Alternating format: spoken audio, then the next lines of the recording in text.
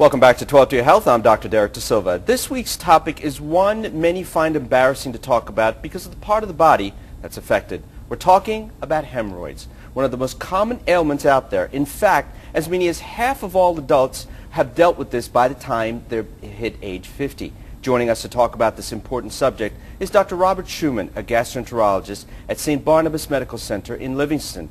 Also with us is Dr. John Morello, a longtime hemorrhoid sufferer and the inventor of a device called the hemaway seat, which is designed to manage the condition. Gentlemen, thank you very much for joining us. Thank you. Dr. Schumann, let's start with you about what is a hemorrhoid?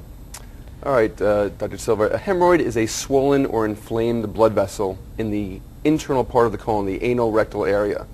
And at times they get inflamed so much that they cause pain, burning, itching. But that's what it is, a swollen vein or blood vessel. I mean, I use the analogy in my own practice of it's a varicose vein in your butt.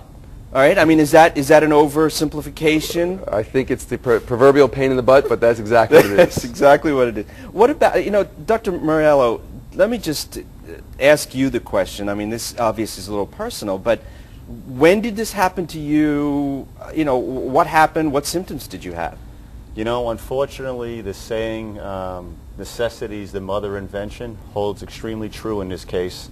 I became a hemorrhoid sufferer, probably due to genetics in my case. My mother and my father both have suffered from hemorrhoids their entire life.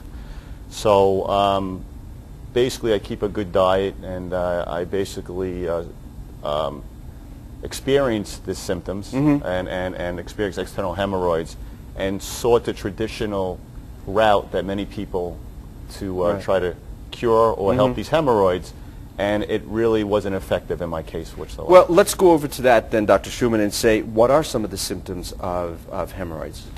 There are many. The most common are painless bleeding, which can occur during or in between bowel movements. You could have itching, which is a big complaint of many of our patients.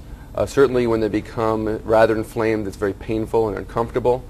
And swelling, or some people feel lumps in that anal rectal area. And again, Dr. Morello, if you don't mind, did you have all of these, some of these? What happened with you? I've had all those symptoms, and unfortunately it's a very serious condition. It's life-changing. When these hemorrhoids present themselves, you could be in constant pain. It could affect your daily lifestyle. Sitting can be arduous.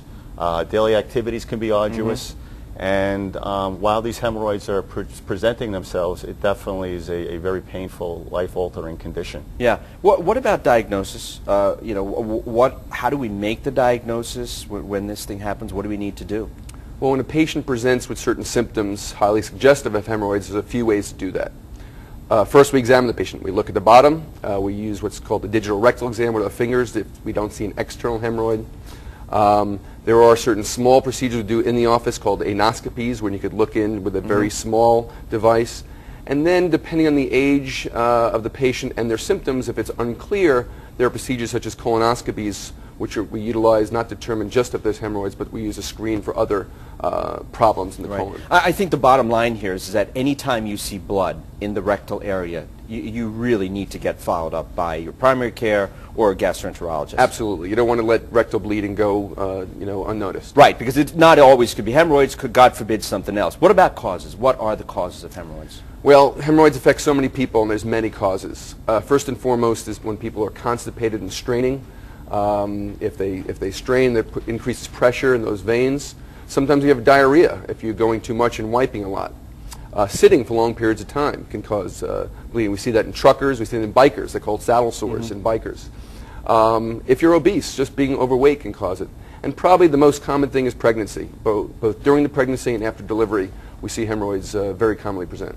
And did you have all of these things bothered you too, Dr. Morello? Yes, that's correct. And I tried the conventional. Yeah, except pregnancy. Right. Except pregnancy. Okay. That's correct. We just want to make sure.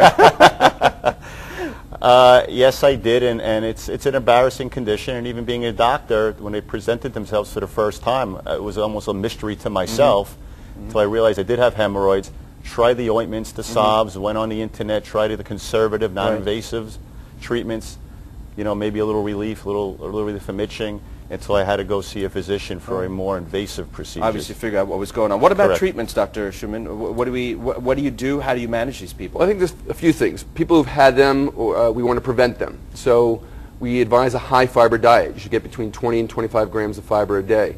We want to drink a lot of fluid, especially it's hot outside. 6 to 8 glasses a day of a beverage, water preferably, not including wine and alcohol Right. in general. Supplements help. Probiotics have been very helpful. We find that very helpful.